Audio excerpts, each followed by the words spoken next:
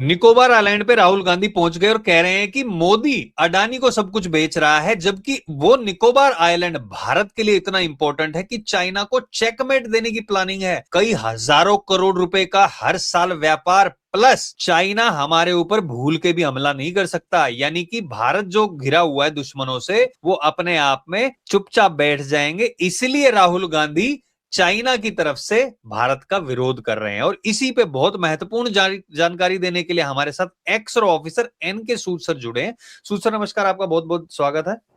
बहुत बहुत शुक्रिया आपका। सूद सर, क्यों इंपॉर्टेंट है ये आइलैंड, क्यों राहुल गांधी इसका विरोध कर रहे हैं? देखिए, आइलैंड इसलिए इंपॉर्टेंट है कि यहाँ पे 572 आइलैंड है, जिसमें से 38 आइलैंड वो इनहेबिटेड है और ये स्ट्रेटेजिकली लोकेटेड है।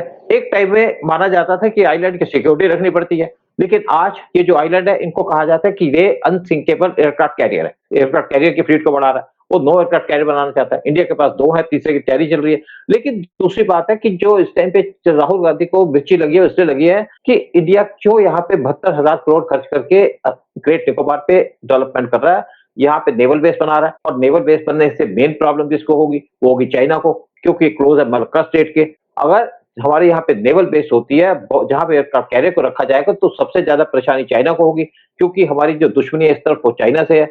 और चाइना हमेशा इंडिया को टारगेट करता है, उनकी सबमरीन यहाँ से आ जाती है, उनके वारशिप आ जाते हैं। और अगर हम मलक्का स्टेट पे कंट्रोल कर लेंगे, कंट्रोल हमारा है, लेकिन यहाँ पे अगर हमारी नेवल बेस होगी तो चाइना हमारे एरिया में घुसने की हिम्मत नहीं करेगा।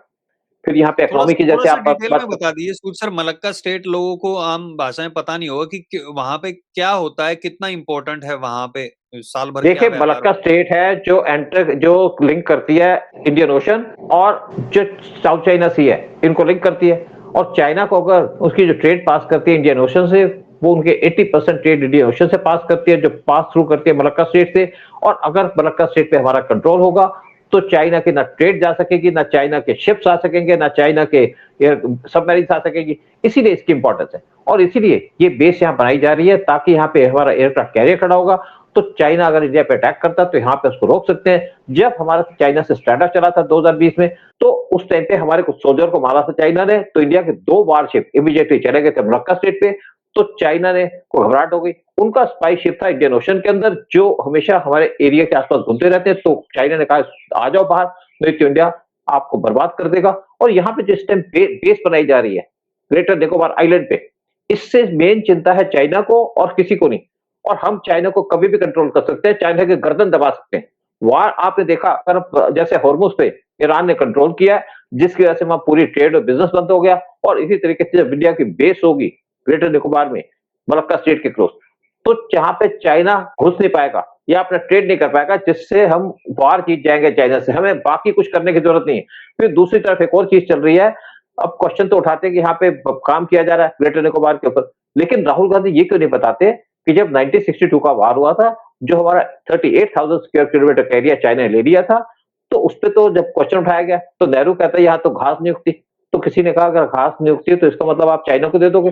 तो कहते हैं आपके सिर पे तो बाल नहीं उगते, तो अपना सिर भी चाइना को दे दो। कोको आइलैंड जो इंडिया के कब्जे में थी और क्लोज थी म्यांमार के, वो नेहरू ने म्यांमार को गिफ्ट दे दिया और उस गिफ्ट को म्यांमार ने दे दिया चाइना को, जहां पे चाइना की एक बेस बनी हुई है। वहां से वो इंडिया के जितने भी शिप्स हैं या ग्रेटर निकोबार या निकोबार आइलैंड की तरफ घूमते हैं, उसकी सारी वाच रखता है, जिससे इंडिया की सिक्योरिटी को थ्रेट पड़ा हुआ है। यहाँ पे सिर्फ नेवल बेस नहीं बन रही, यहाँ पे एक ट्रांसशिपमेंट की बेस बन रही है, जहां पे बड़े बड़े कंटेनर्स आएंगे और कंटेनर्स यहाँ से पास करेंगे। यहाँ पे रिपेयर का काम भी किया जाएगा, जिससे हमारी कंट्री को 30,000 करोड़ का फायदा होगा हर एक साल। दूसरा एक और रीजन भी है, यहाँ पे इंडिया ऑयल सर्च कर रहा है। आपने देखा जब हमारा इस टाइम पे वार चल रहा है ईरान और यूएस के बीच में, तो ऑयल रोक दिया गया। इंडिया के पास 85% ऑयल हम इंपोर्ट करते हैं। आज ग्रेटर निकोबार या अंडमान निकोबार आइलैंड के आसपास का जो सी का एरिया है, वहां पे 4 लाख स्क्वायर किलोमीटर के एरिया पे इंडिया ऑयल सर्च कर रहा है और कुछ प्रोग्रेस हुई है उसके ऊपर। और अगर हम वहां पे ऑयल लेते हैं तो उसको सिक्योर करने के लिए, सेफगार्ड करने के लिए हमको हमारी नेवी चाहिए, स्ट्रॉन्ग नेवी चाहिए। इसीलिए इंडिया ग्रेटर निकोबार आइलैंड पे एक नेवल बेस बना रहा है, जहां पे एयरक्राफ्ट कैरियर को रखा जाएगा। और ये जो ग्रेटर निकोबार आइलैंड है, ये 9 किलोमीटर दूर है इंडिया के सदर्न टिप से और 210 किलोमीटर दूर है इंडोनेशिया के आके प्रोविंस से, और रफली 900 किलोमीटर दूर है मलक्का स्टेट से। एयरपोर्ट बनाया जाएगा, टाउनशिप बनाई जाएगी। और जो ग्रेटर निकोबार आइलैंड के लोग प्रोजेक्ट है, यहाँ पे 300 मेंबर जो शम्पेन ट्राइब के यहाँ पे रहते हैं, सिर्फ वही रहते हैं, उनको स्पेशली घर दिए जा रहे हैं, उनके लिए एरिया भी छोड़ा जा रहा है, कुछ एरिया जरूर ले रहे हैं, क्योंकि आज हमारे देश की सुरक्षा सबसे इंपॉर्टेंट है। देश होगा तो हम बचेंगे, देश होगा तो ये शम्पेन ट्राइब बचेगी। लेकिन राहुल गांधी को चिंता ये नहीं है। इससे पहले 7 सितंबर को कांग्रेस पार्टी की चेयरपर्सन सोनिया गांधी ने एक लेटर लिखा था हिंदू के अंदर, इंग्लिश में लिखा था, जबकि सोनिया गांधी को ना हिंदी आती है ना उसको इंग्लिश आती है, लेकिन लेटर लिख दिया, क्योंकि लेटर को ड्राफ्ट किया था चाइना ने, उसने इस पे शोर मचा दिया था। अब दोबारा राहुल गांधी और साथ में प्रियंका गांधी यहाँ पे चले गए ग्रेटर निकोबार के ऊपर। क्यों इंडिया बेस बना रहा है? क्योंकि इससे नुकसान चाइना को है। राहुल को दर्द तब होता है जब चाइना को दर्द होता है। आपको याद होगा कि राहुल गांधी 2008 में गए थे, अगस्त 2008 में गए थे चाइना के अंदर, और वहां पे एक एग्रीमेंट साइन करके आया था, सीक्रेट एग्रीमेंट, जिसको कभी किसी को डिस्क्लोज नहीं किया। उसके अंदर ये था कि जो भी आपको सामान चाहिए ले लो, हमें पैसे दे दो। चाइना ने उनको पैसे दे दिए। आज अगर ये आवाज उठाते हैं इस इशू के ऊपर, तो इससे चाइना इनको पैसे देता है या फंड देता है, और ये यही काम कर रहे हैं। आप देश के खिलाफ काम कर रहे हो, देश को प्रोटेक्शन की बात नहीं कर रहे हो। आपको यहाँ पे जो कुछ थोड़े से लोग बैठे हैं शम्पेन ट्राइब के, उसकी चिंता नहीं है। आपको चिंता कि इंडिया क्यों स्ट्रांग बन रहा है, इंडिया क्यों यहाँ पे ऑयल सर्च कर रहा है, क्यों इंडिया अपनी नेवल बेस बना रहा है। देखिए एक और बात यहाँ कहूंगा, चाइना ने इंडिया को पूरे तरीके से सी के अंदर घेर लिया था। बांग्लादेश का चिटागोंग पोर्ट है, हम्बनटोटा पोर्ट है श्रीलंका के अंदर, उसके अंदर अपनी एंट्री कर ली थी। उसके बाद पाकिस्तान का ग्वादर पोर्ट, चाइना का पहले एक बेस है अफ्रीका के अंदर। फिर चाइना मालदीव, मॉरिशस और सेशल्स के अंदर भी एंट्री करने की कोशिश कर रहा था। तो उस टाइम पे जो कांग्रेस की पॉलिसी थी वो थी कि लुक ईस्ट, देखो करो कुछ मत। जब पीएम मोदी आए तो उन्होंने पॉलिसी को चेंज कर दिया, एक्ट ईस्ट, यानी कि चाइना को काउंटर करने के लिए पीएम मोदी 2015 में गए थे बांग्लादेश के अंदर, और वहां पे उनसे एंट्री की, हमें एंट्री दे दो, अपने जो आपका पोर्ट है बांग्लादेश है चिटागोंग पोर्ट, वो भी दे दिया। फिर उसके बाद पीएम मोदी गए थे आपके श्रीलंका के अंदर, और हम्बनटोटा पोर्ट के साथ साथ जो एक बटाला एयरपोर्ट है जो उससे सिर्फ 40 किलोमीटर दूर है, उसको अपने कब्जे में ले लिया। मेंटेनेंस और ऑपरेशन के लिए हम्बनटोटा पोर्ट है, उस पर बात रखी जाए। और राहुल गांधी को चिंता इसीलिए, और एक बात लक्षद्वीप के अंदर गए थे आपके राजीव गांधी, साथ में ले गए थे अपने रॉयल फैमिली, यानी कि सोनिया गांधी की फैमिली के लोग ले गए, उनको एयरक्राफ्ट कैरियर में सवारी करा दी। इनको चिंता देश की नहीं है, ये देश की सिक्योरिटी को कॉम्प्रोमाइज करने वाले लोग हैं। अगर सोनिया गांधी की फैमिली को राजीव गांधी वहां पे ले जाते हैं हमारी लक्षद्वीप के ऊपर और एयरक्राफ्ट कैरियर में लोड कराते हैं, तो राहुल गांधी ने कुछ नहीं बोले। आज चिंता इनको ये है कि जैसे यहाँ पे 4 लाख स्क्वायर किलोमीटर के एरिया पे इंडिया ऑयल निकालने की कोशिश कर रहा है, राहुल गांधी को उसकी भी चिंता है। ये बिल्कुल, ये चिंता की बात तो जो कर रहे हैं वो दिखा रहे हैं, लेकिन एक चीज और है, जब चाइना बॉर्डर के अराउंड डेवलपमेंट कर रहा था तो भारत ने क्यों नहीं की अभी शुरू, ये पिछले 10 साल में? क्या कारण थे उसके?